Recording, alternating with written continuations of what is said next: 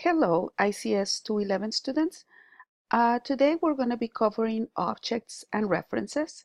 This is a topic that you should have at least lightly covered during ICS 111. However, because it is very important, I am going to be covering it for now and making sure that you guys understand it properly, okay? So we're going to start here by creating a little object to work with. We're going to be following the UML diagram notation where we have the class name. In this class in particular is going to be dog. The attributes or instance variables. In this case, I'm going to have just one, the dog name, which is a string. And we're going to have methods, and those methods are going to be public. In this case, we begin with our constructor. We have a set name, a get name, and a toString. Okay, I don't have any restrictions or anything like that. The only thing that I want you to visualize with this is pretend that you have already created the code for this. Okay, so remember, you have only one instance variable, your constructor that only takes that particular instance variable, the value for it, one set, one get method, and the toString method. Okay, so based on that, then we say on the other side, right, we know that Java cannot access objects directly. Okay, so we need to make a reference to it. For example, if I say dog P, notice that I am declaring dog, but I am not initializing it. I just say dog P, but I didn't say P equals new dog and so on.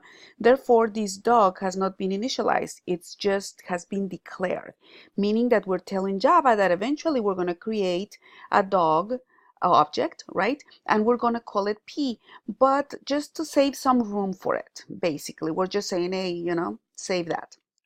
So what Java is going to do is it's going to get some piece of memory and say, okay, here is where we're going to put P. However, that piece of memory that it's being reserved, it's in null.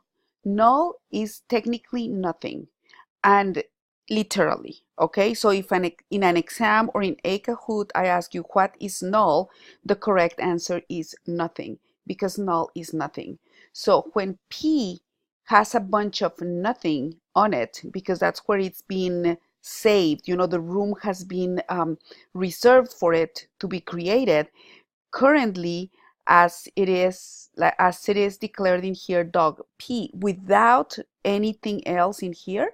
Basically, we're just reserving a spot on memory, but this memory has absolutely nothing.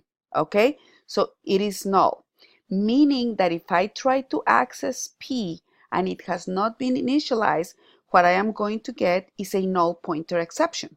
Now, that's one thing. Another thing is that I believe that nowadays Java sometimes will not allow you to do this.